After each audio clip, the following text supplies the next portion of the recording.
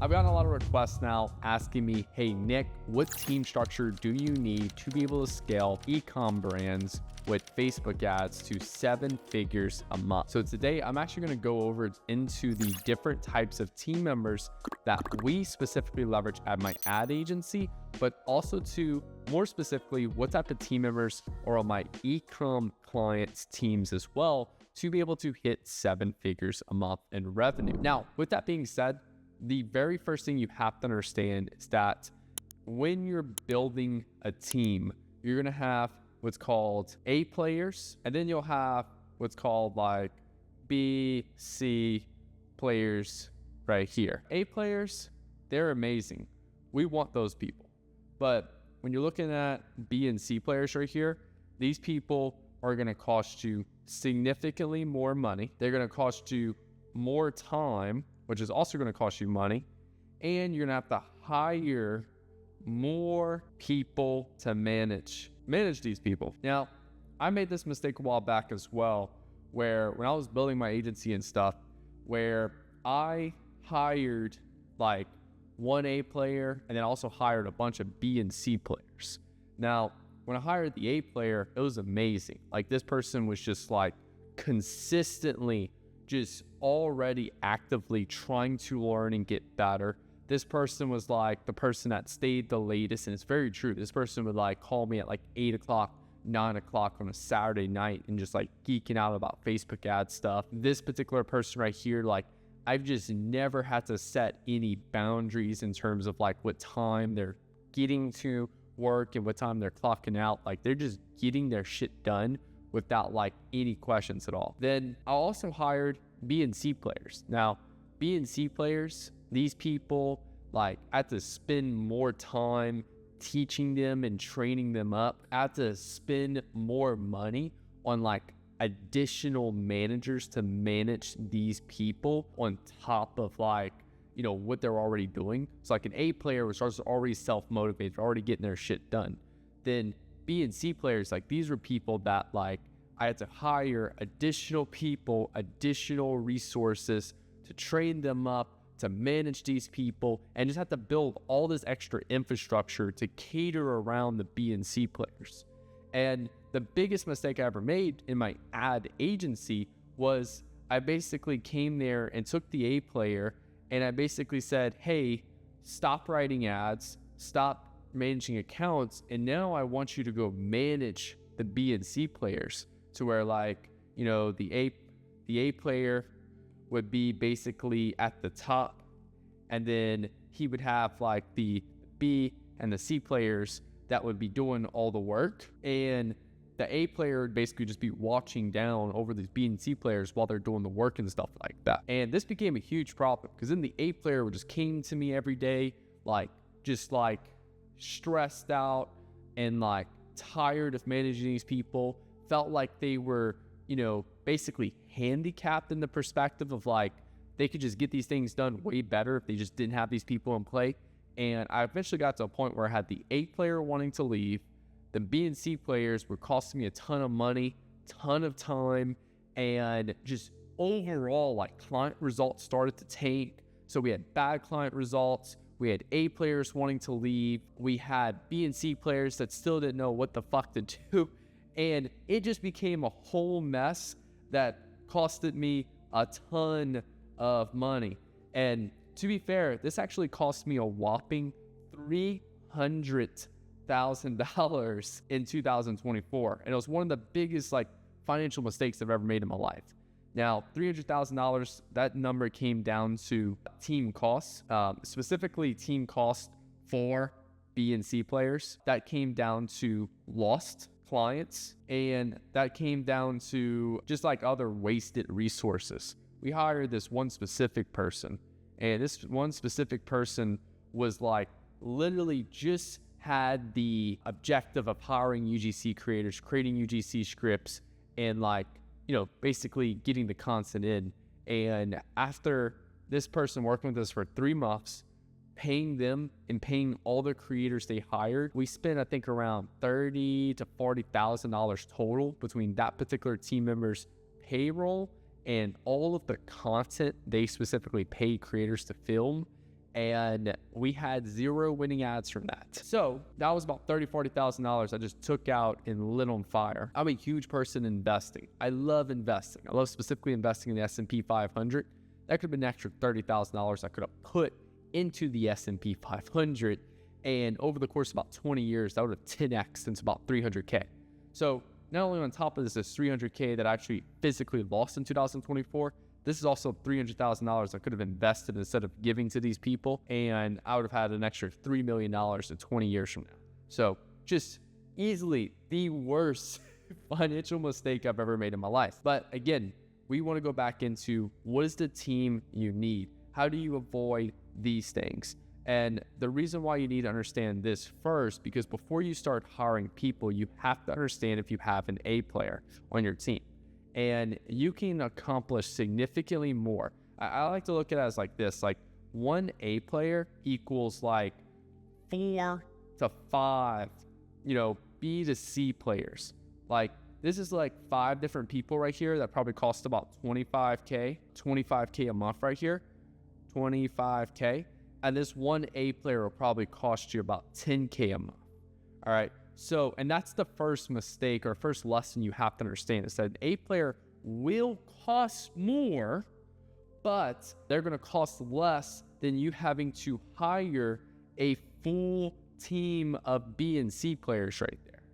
So what makes an A player? And again, you have to understand this before we actually get into the team you need for Facebook ads, because if you understand this, it's going to prevent you from making this mistake. And it's also going to understand why I hire the key people on my Facebook ads team that I do, because this is going to make so much more sense from there. So inside of here, you have your A player. Now, what makes an A player? Like I said, this person is self-motivated. This person wants to progress. And that's going to be from a financial side in terms of money, and also to education. I used to think that people only left businesses because of like, hey, they're not making enough money, and that's false. I've learned that it is money that does play a role in it, but also a big thing that makes people leave businesses is when they feel like they're not progressing, they're not learning and advancing their own skill set. And especially in an industry like this, like Facebook ads, for example, it's a very competitive industry, and there's so much to learn that there's always things and opportunities for you to learn more. So like for me, I'm always buying like masterminds and stuff like that for my team members, to where like in courses and stuff, to where they can keep advancing and growing and stuff, because I know that's part of what's going to keep them long term. I also do a lot of one-on-one sessions with my team, and that way I can also have an opportunity there to give them the lesson they need in that key point right there to learn more and further advance their skill set. So there's the self-motivated, they naturally want to strive for more. There's progression in terms of there's a clear path for them to make more money. There's education that's also given. Now, I'm gonna be very clear on the education side. I'm not giving them education in the sense of like, hey, I need a copywriter. Let me go buy a course teaching them how to do copywriting. Every A player is better than me at something. So if I'm hiring a copywriter for my team, that copywriter needs to be able to write better copy than me. If I'm hiring a video editor on my team, that video editor needs to be better at video editing than me. If I'm hiring a Facebook ads person, that Facebook ads person needs to be better than Facebook ads than me. If that is the case, then that's going to be a phenomenal investment, because not only am I getting them on the team, I'm also getting an opportunity for me to learn more personally about that specific thing. Not that I like, they're going to come on and I'm going to sit there and interrogate them on every single decision they make, but just more specifically, I get to see like what new ideas they bring to the table. And that's phenomenal. People pay a lot of money for new ideas. That's why a lot of people join my inner circle, because when they're in my inner circle, I get to give them more specific and new ideas and new ways to think about how they can, run ads for their specific product right there, new angles and stuff. So A player, self-motivated, they have a natural desire to progress in life through education, making more money. They're better than me at whatever specifically I hire them for. And yeah, I would say that's the main ones. I'd say the last one is just consistency. There's been a lot of people that claim they're A players and they come on board and they look good for these things, but then like they're just inconsistent. Yes, I'm not going to track how many days you work a week as an A player. I'm not going to track the exact time you log in and log out, but like overall, I should see some general consistency of like, hey, you're putting effort in. Maybe you only work 3 days a week, but those 3 days you're working like 18 hours each of those days. Like you're putting a ton of work consistently in for a long period of time, and you're not going to get discouraged easily. I heard a quote a while back where it's like the most motivated people are always the first people to quit. The people that are like, you know, they get all hyped up really easily. You might have seen this in like some of your friends and stuff, where like they get super motivated or super excited to start a business and they go at it for like a day and then they quit.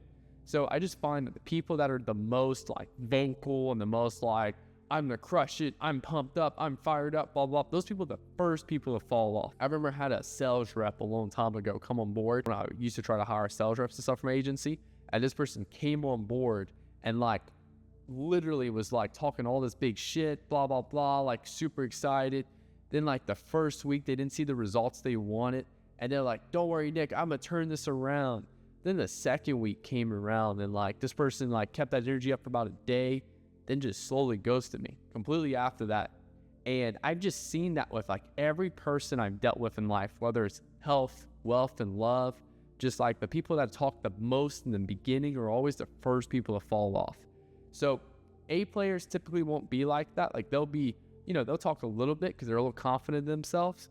But like, you know, for me, it's like the consistency part. That's what I'm looking for, a key thing there. These are gonna be A players right here. Now, B and C players, these people right here, these people are gonna be like, they're gonna make excuses easily of why they could get something done. You know, these are gonna be the people that like, I remember one time I was hiring for a particular position. It was a copywriting position.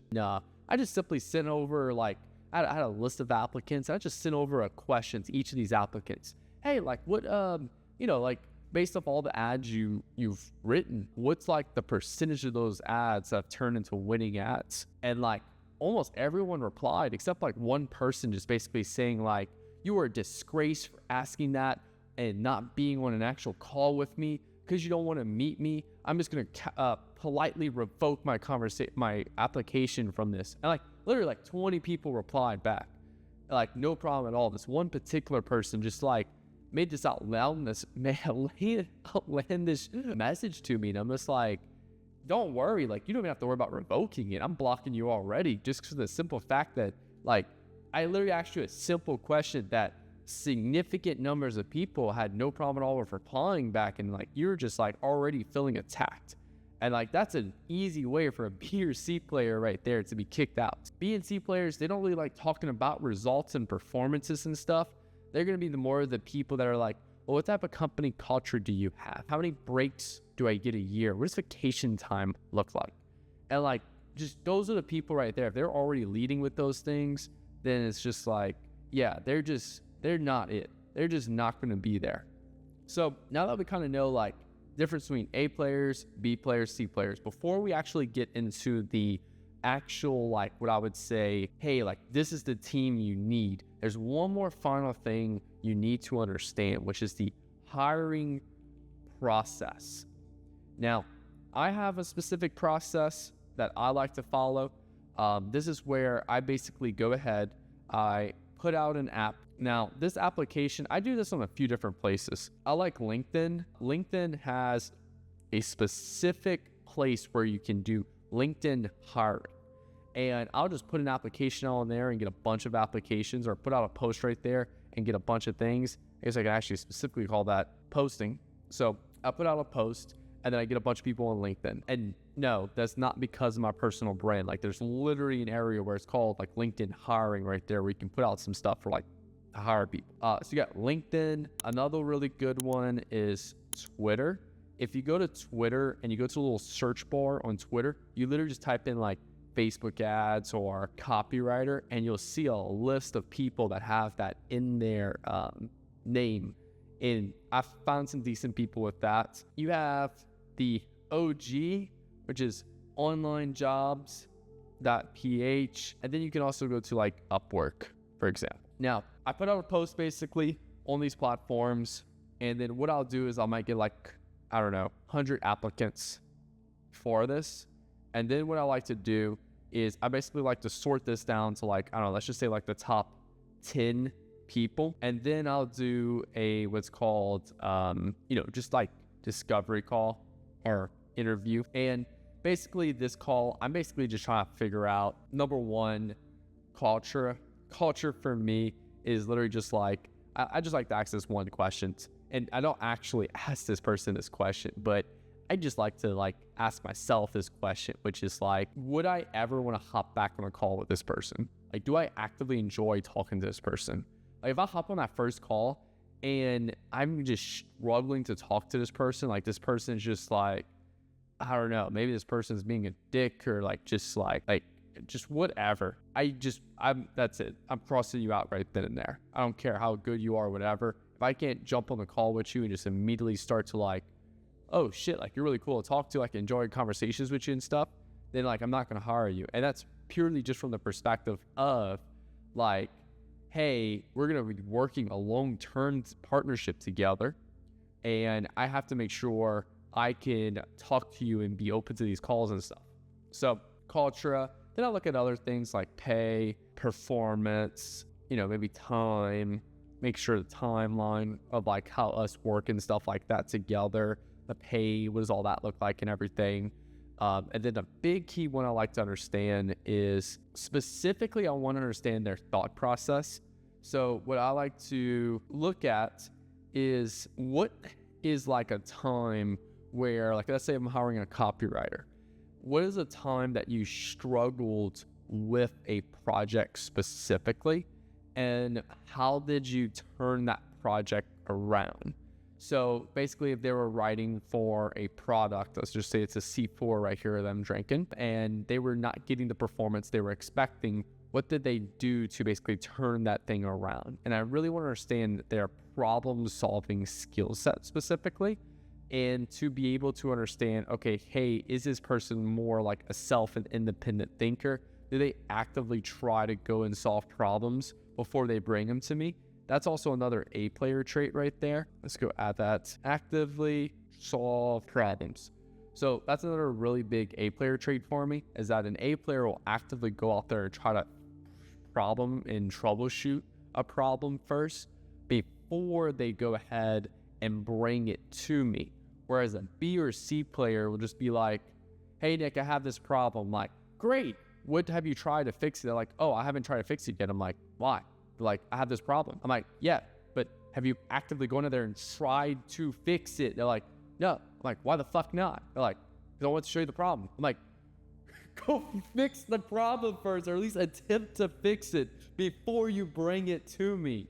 That way I can like then give you like more specific advice, or, better yet, I would probably do the exact same thing as you and go to YouTube or something like that.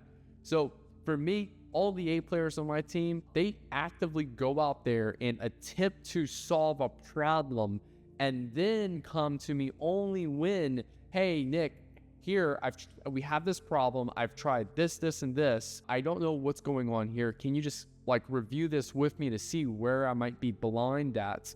And, we could find a better solution. You notice the difference there versus, hey, Nick, I have this problem. Hey, mom, dad, I can't log in the iPad. It's like, the fuck? Like, that's literally what it looks like. So that's the big thing for me. Now, from here, I'll limit this down to like maybe like 4 people. And then what I'll do is they'll do a free project for me. And this free project is going to be 30 minutes max, 30 minutes. And all I'm having them to do is basically go ahead and like bring something to the table of like if it's a video designer that I'm hiring, then like this person will do a free like 30-minute video. Not like the video won't be 30 minutes, but they'll spend a max 30 minutes for me to go out there and like basically go ahead and do that video. Or if I'm hiring a thumbnail designer, the thumbnail designer will go ahead and like make me a thumbnail within that 30 minutes. If it's a copywriter, the copywriter will go and write some copy based off the research I've given. If it's a media buyer, they'll go do a quick audit of my ad account and kind of tell me specifically what they would do when they hop in this ad account and stuff. So it's just taking about 30 minutes of their time completely for free. And I do not give a deadline, so that way I can see who the self-motivated people are. The self-motivated people, like literally right after we hop off that call, they'll prioritize taking action on that thing. And then they'll go ahead and send me those things right away. Whereas like one time, I literally had someone reply back 6 months later asking if this position's still open. Here's the sample project. 6 fucking months later. Now, at that point, it's just like, bro, get blocked. I'm not responding to you. Cool. So now you know A player versus B or C player. You know how I hire these people and everything. I think my last thing real quick, I just want to really put on right here is that when you're putting out a job post, have clear expectations of what you're looking for. Have clear expectations of what that specific person will be doing on a day-to-day basis. And also to have clear SOPs ready for them. You do not need SOPs in the sense of, here's how to create a Facebook ad. Because again, if you're hiring someone better than you, then you don't need SOPs that show them how to create a Facebook ad. They should already know those things already. But what the SOPs should look like is more specifically, here's how to work within my business. Here's how to log into Slack. Here's how we use Asana for project management. Here's how we upload videos to frame.io so we can be reviewed and stuff before it's sent over. Those are the key things that you have to be looking at. Now, let's actually look at team structure now. And let's really dig deep into this. So the first person you're going to have on your team is what's called a media buyer. Now, the media buyer is going to upload ads, turn off ads, or turn on. I was going to say turn on, off ads. Media buyer will go ahead and adjust budgets. Media buyer will also go ahead and do like reporting. Media buyer will also run the numbers, and that's it. So basically, this is all a media buyer is doing. The media buyer is not writing copy. This particular person's not actually going ahead and like actively doing anything specific around creative creation. All that person is doing is, here media buyer, here's new creatives that need to be uploaded. That media buyer takes that and then basically goes ahead and uploads those ads. Then that person will turn off the ads that are underperforming. He'll adjust budgets, or she'll adjust budgets. She'll do reporting, or he'll do reporting, where like on a day-to-day basis, you may want some reporting, or like a week-to-week case. And then you also have run the numbers, which run the numbers specifically is more just like, hey, here's where our cost per acquisition's at. I think we could probably like squeeze that a little bit better if we do this and this. So just running through different scenarios around the current numbers we have now and how can we do better with those numbers right there. So this person right here, you're looking at paying around, I'd say anywhere between 4 to 6K per month for a pretty good one. And this is like for literally just like one account right here. If you're an agency, obviously you could have a media buyer that does like this as well, or across a couple different accounts. But typically anywhere between like 4K a month. You probably pay like 4K a month for like a media buyer just on your team, and that's it. Again, this is all they're doing. They're not doing any of those ads or anything like crazy like that. And then like 6K a month will be more like probably like agency with like 3 or 4 accounts under that person right there. Now, next person you'll have is your designer. And this specific person right here, this person is creating static graphics. Person's doing videos, and like videos is very generic.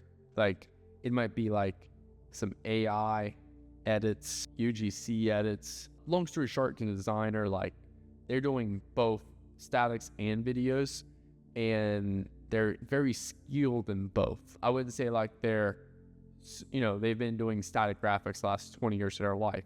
It's like they have a really good experience in both static and video and can pump out some decent stuff. But yeah, that's the primary thing. This person will also be responsible for like reviewing ads from other brands, because it also allows them to understand like what's working on the marketplace. And again, they should be like self-driven for that. So you have your designer, your media buyer, and then the next person you'll have on your team is called the marketing strategist. Now, this person is basically the person that runs these two positions, the media buyer and designer. This person is basically calling the shots. That's what I like to call it. They're going to write the ads, and writing the ads means like scripts, hook, etc., like all of those things. The person will hire creators if needed.